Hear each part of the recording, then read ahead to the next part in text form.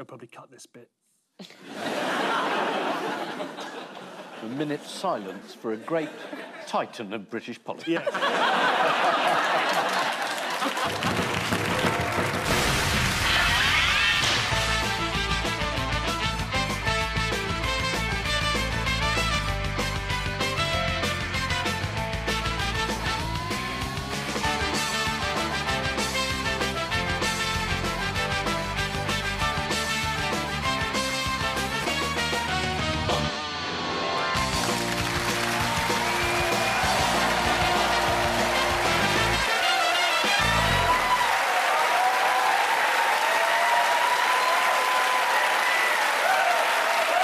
Good evening and welcome to Have I Got News For You? I'm Clive Myrie. In the news this week, in Glasgow, after 7 hours of intense police questioning, Nicola Sturgeon insists she's absolutely fine to go ahead with her driving lesson.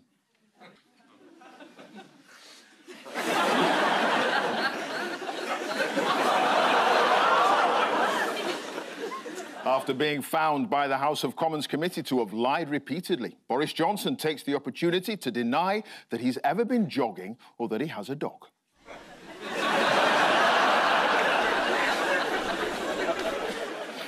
And in Essex, James Cleverly and a group of Tory spads prepare for the staff summer barbecue after learning Nadine Dorries is already on her 4th bottle of Lambrini.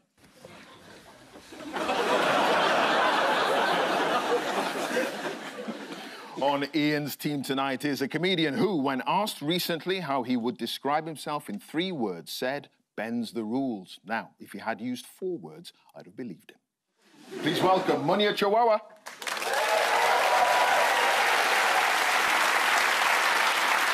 And on Paul's team tonight is a current affairs commentator whose job is to constantly monitor the British political scene, which presumably means she hasn't slept since last Friday. Please welcome Helen Lewis.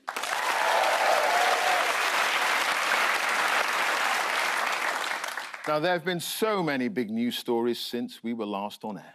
The only way to cover all that is with our ignominiometer of news. Ian, you get first spin.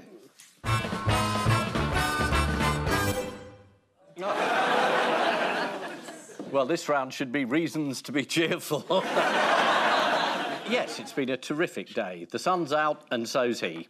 The Privilege Committee have found that Boris Johnson did deliberately lie. He lied at the time to the Commons, he lied about lying later, he lied about whether he'd lied about the lying.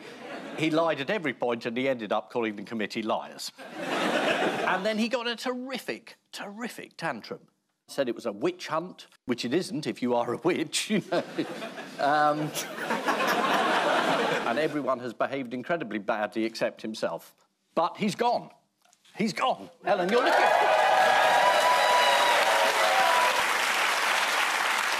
But he's here tonight. Is he not coming on? Yes. No, he's not coming. He's not. This is the news that the Parliamentary Privileges Committee has found Boris Johnson deliberately misled the Commons about lockdown gatherings and then deliberately attempted to mislead the committee looking into it. So what penalty would they have recommended had Boris Johnson not resigned? This was the disappointing bit, wasn't it? Because I thought it was life imprisonment. There was a brilliant tweet from one of his supporters, St James Dudridge, that said, what do people want? Do they want him put in the stocks? Do they want people pelting him with rotten eggs? And you thought, I mean, why ask a question? Do you want to know the answer? He would have got a 90-day suspension from the Commons, although they might now take away his free pass to the parliamentary estate, which you're normally entitled to as an MP. So he won't be able to get reduced-price canteen food. They did recommend a 90-day suspension. Now, this is the longest since the Labour MP Keith Vass was suspended for 6 months for offering to buy cocaine for male sex workers while posing as an industrial washing machine salesman. But who hasn't done that? What are you saying, Clive? But the 90 days was increased from 20, wasn't it, because of the way he had attacked the committee once he'd got the, you know, advanced copy of it last week? Yeah, he went into full Trump mode. Yes. You know, I was surprised his supporters weren't wearing antlers and outside the House of Commons storming it with AK-47s. At least with 90 days, you can have 1 day of quality time per child. The sad thing about this is it's kind of crashed into the back of the other story, which we didn't even get to deal with, his mad resignation honours list. So I think we had the full time to be outraged about. Oh, Helen, don't worry. Oh, good. Plenty of time. Plenty of time. I mean, there is a coterie of weirdness about him, isn't there? The people that sort of like, you know, Jacob Rees-Mogg, Nadine Dorris, Michael Fabricant. It's like the human version of the Muppets. And the interesting thing, the two stories do coincide because you wake up this morning and the only people who are defending Boris are the people who he gave an honour 3 days ago. There is a case, I think, for suggesting that the political honours that he gave out should all be nulled. Which, above anything else, very funny. Very funny.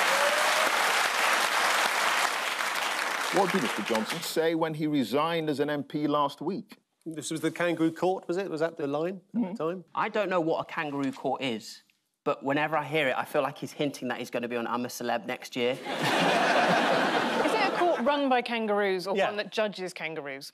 It's a bit like sheepdog trials. I went along once and 3 were guilty. He said, I did not lie, and I believe in their hearts the committee know it. He also said, I am bewildered and appalled that I can be forced out anti-democratically by a committee chaired and managed by Harriet Harman with such egregious bias. But what undermines this accusation? There's 7 people and 4 of them are Tories. So even if Harriet Harman wasn't on the committee, he would still have been found guilty. I mean, some of them are Brexiteers. Everybody thinks he's guilty. Apart from Jacob Rees-Mogg and Nadine Dorris, and they're bonkers. She hasn't resigned. She said she was going to resign, and that was a week ago. Yeah. Nadine? Yes. Well, you see, Boris promised her a peerage. Another woman he told a load of lies. Well, she's tweeted that she was waiting to get answers about why her peerage didn't happen. I think she's very confused because there is a process which, if nobody wants you to become a peer, you don't become one. Let's remind ourselves of the reaction of members of the public to previous events in Johnson's parliamentary career. Now, this was in 2019 during debates on the Brexit deal. My name's Sophie, I work for Sky News. We're just here in Uxbridge today, Boris Johnson's constituency. Don't you ever mention that name in front of me, that filthy piece of toe rag.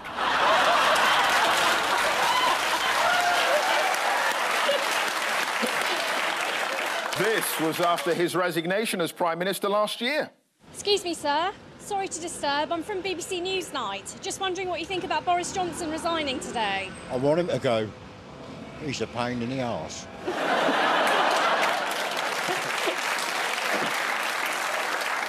And this was the reaction of the Radio 4 Any Questions audience this week. I do want to bring you some news that's just broken on Friday evening, which is that Boris Johnson has resigned as an MP with immediate effect.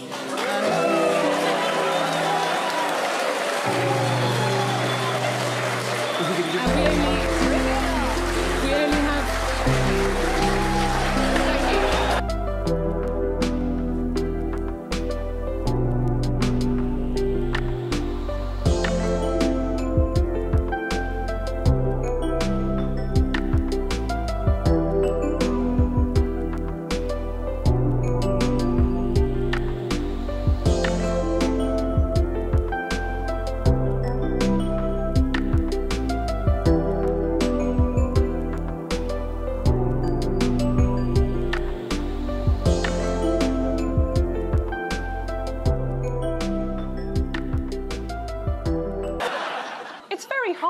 Like Winston Churchill, he is a great unifying figure.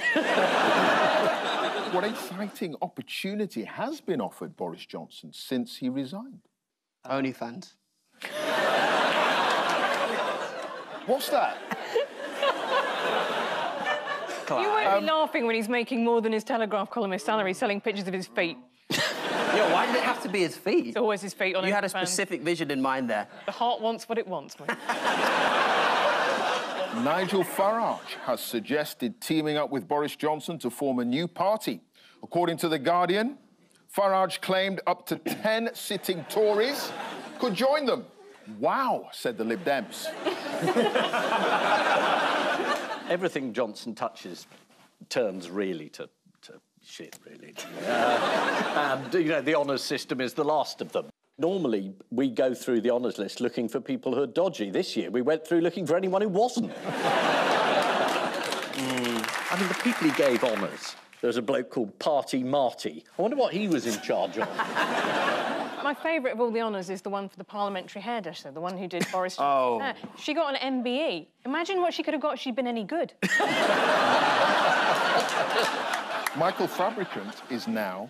Well, he hasn't got a hairdresser, has he? Let's have a look at him. No, this can't be real. This can't be. I also feel a bit sorry for all the women on the list, because they're going to walk around for the rest of their lives with everyone assuming that they shagged him. I felt bad about that until I remembered that they're on Boris Johnson's resignation honours list, so they have no capacity to feel embarrassment. Well, what has proved controversial about the honour awarded to Charlotte Owen? She's 29 years old. So 6 years ago, she was an intern. Now she's going to make our laws for the next half-century. She's the youngest peer ever appointed, isn't she? Yeah. No one knows why she has got this honour. She's only 29, and she has served less than 2 years in the policy unit at number 10. Did she do the least damage of anyone there? Anyone know why Boris Johnson might have given her one?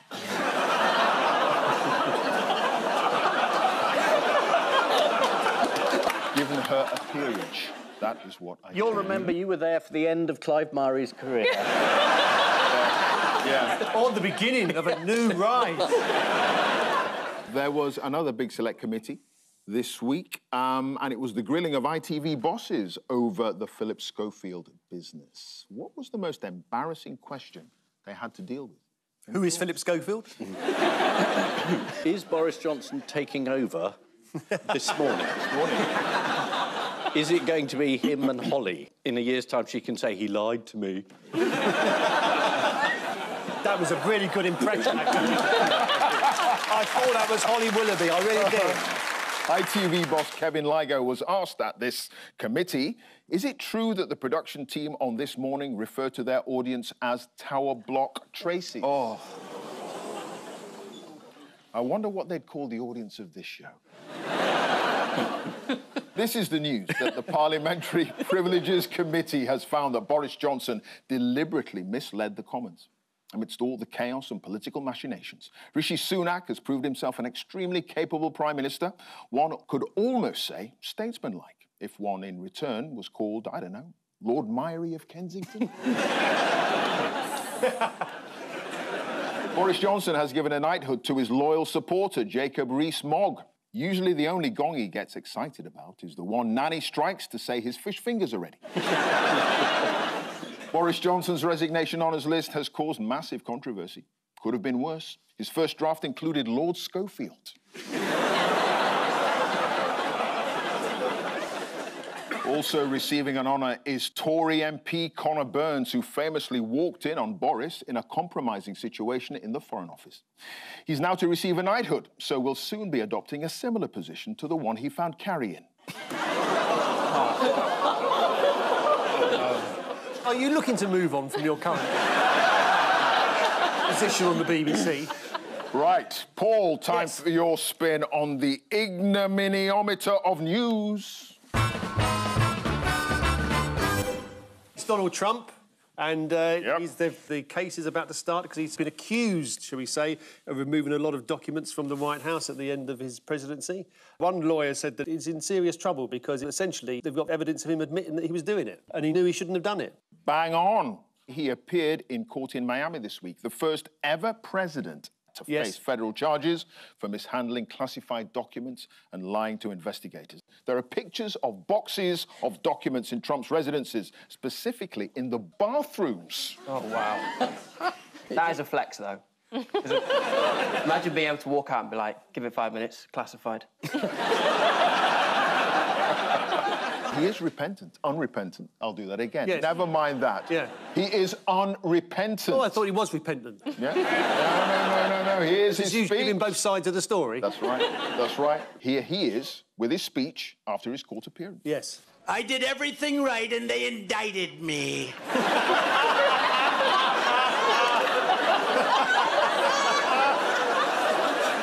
seen that. That's great.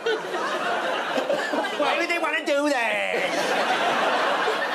It's like he's doing an impression of himself. It's a bad impression of himself. Yeah. With a touch of Jerry Lewis in there. I didn't do anything. He may have been watching Alan Partridge. I've got access to the kids, but they don't want to see me.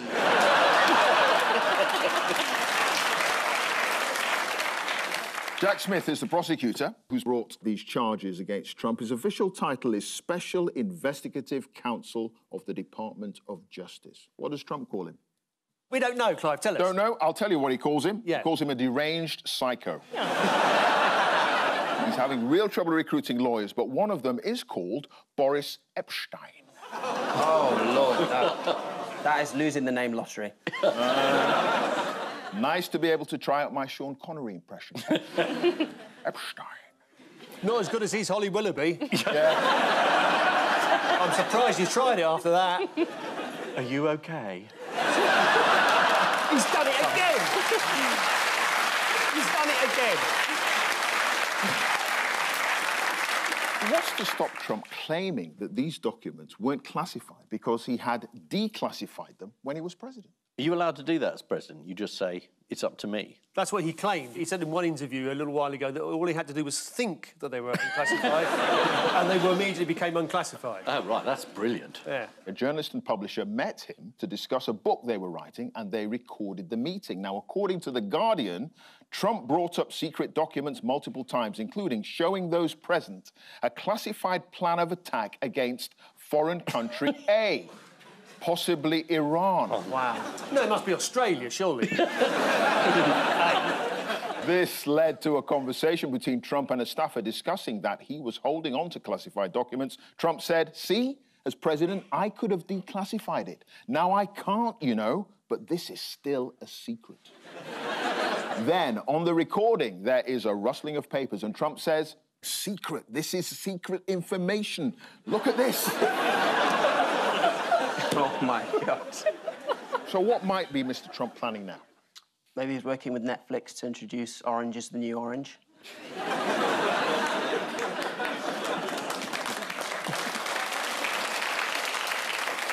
This is one of the 7 active legal cases currently facing Donald Trump. 7.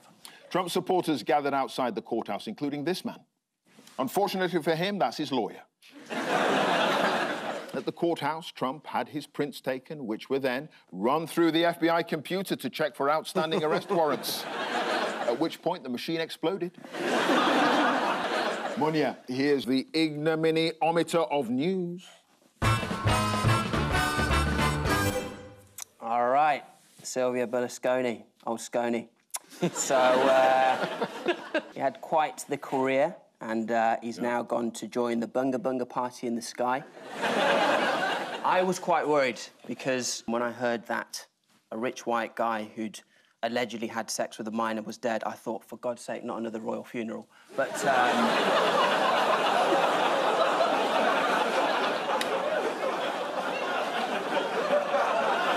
I ask a question that's been bothering me now for literal decades? Yeah. What is Bunga Bunga? Is it something one has or something one does? Very good question. Any ideas? it's something one does, but I only know that from reading.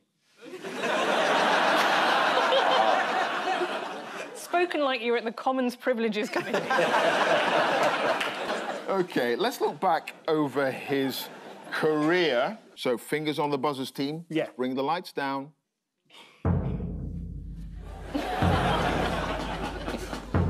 Whoa, whoa, whoa, hang on a second. This isn't going to work, is it? Because we can't see the bloody buzzers. The light's gone down. And isn't it usually one person when you do it? What do you mean, one person? Mastermind. Or Bunga Bunga.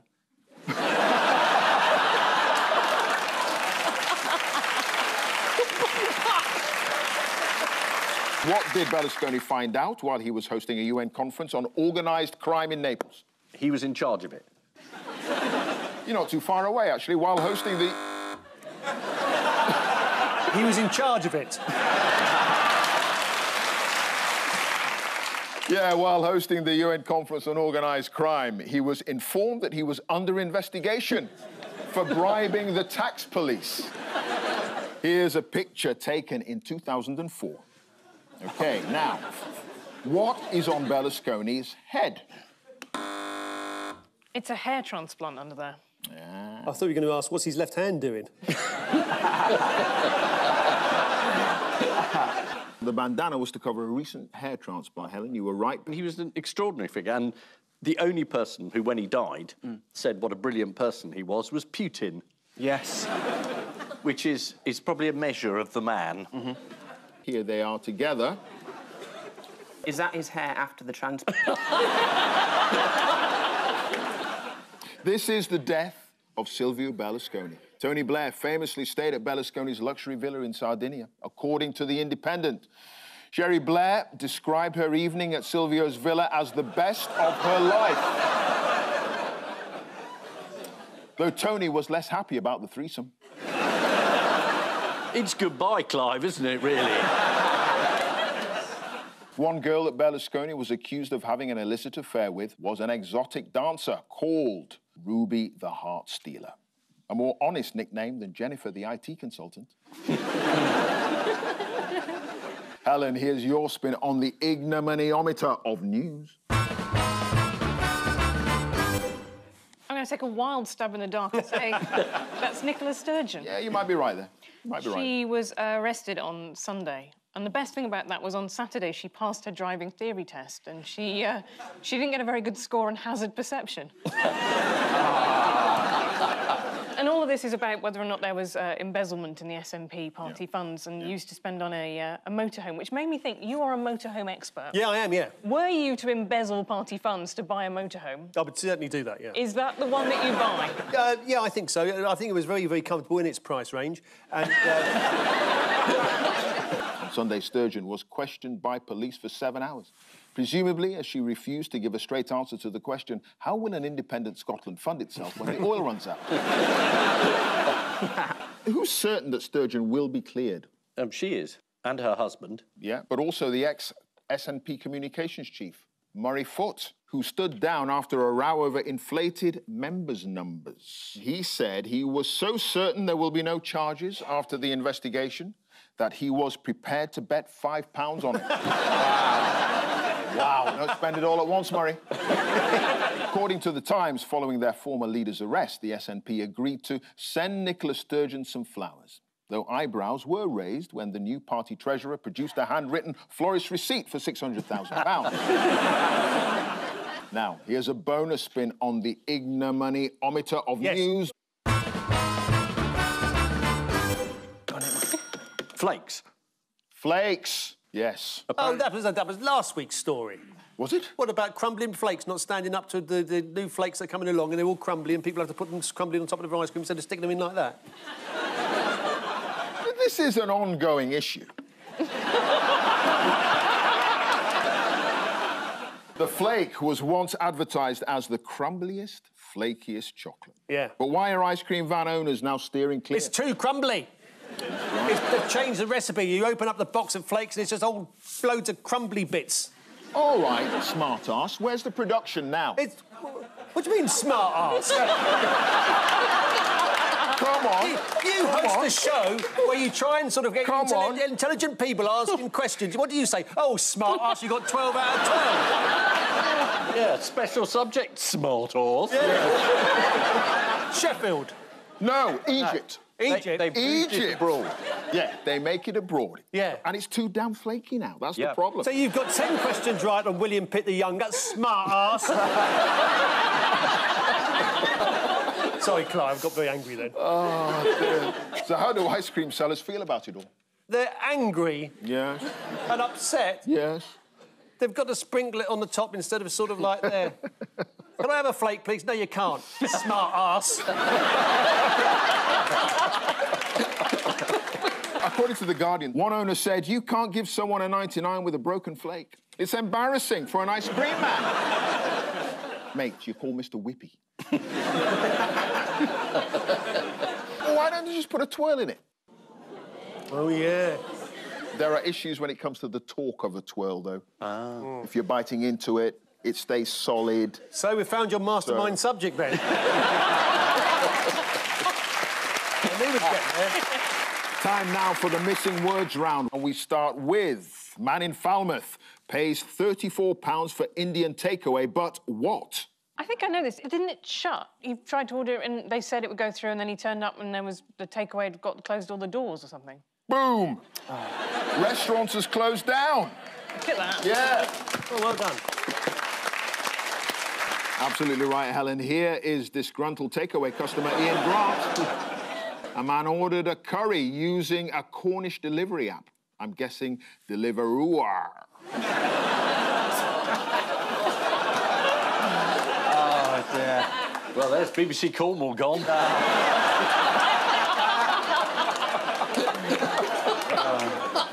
It's another nail in your coffin, Clive. Poof, you won't be working now. Like watching a flake crumble. Next, goat with 22-inch long ears, what? Stands on his own lobes. Yeah, I know. You wouldn't want to do that, would you? Still can't hear an apology from Boris. The answer is wears hairband so it doesn't trip over them. There we are. Here is the goat with its long ears. Ooh. Oh, blimey. Wow. It's a scarf. And there is an added bonus. The ears can be used to tie the rest of the joint up in the roasting dish. No. That's BBC Good Food gone.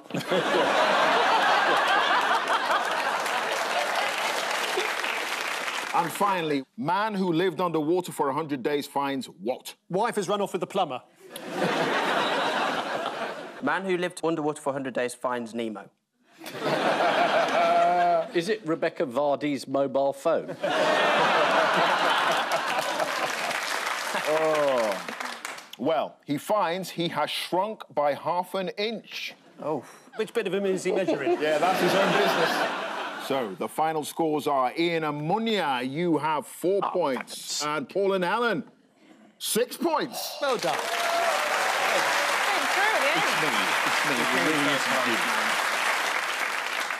But before we go, there's just time for the caption competition. Oh, the Archbishop of Canterbury on the right is saying, so I asked God to make my flake less crumbly. What about, actually, I asked for a wafer? That was a joke just for you, Ian. Yeah. Just for you. Man on left complains that faulty mirror makes him look like Archbishop of Canterbury. Is it Ben and Jerry? On which note, we say so thank you. this bloke goes up to an ice cream man. And he says, can I have an ice cream, please? And the bloke says, crushed nuts. He says, no, laryngitis. There we are. Save it to the end. I could have done it earlier, but I've only just remembered it. On which note, we say thank you to our panellists, Ian Hislop and Munya Chihuahua, Paul Merton and Helen Lewis. And I leave you with news that hopefuls begin training after the announcement that the classic TV show Supermarket Sweep will be doing a one-off cost of living special.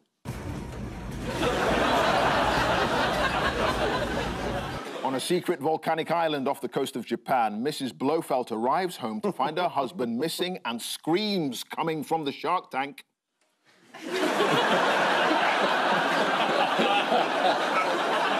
And in Plymouth, Tom Daly denies that his high-fat, low-protein diet has affected his metabolism.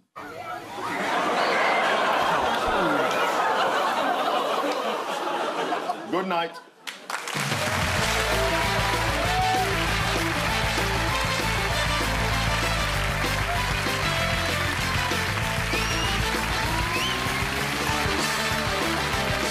Can Mabeen keep his nose clean? Back for a brand new series. Press red now to watch every episode of Man Like Mabeen, now on iPlayer. Speaking of fresh comedy, we're in for a treat. Back with a bang, Catherine Tate is Princess Georgie in Queen of Oz, next on BBC One.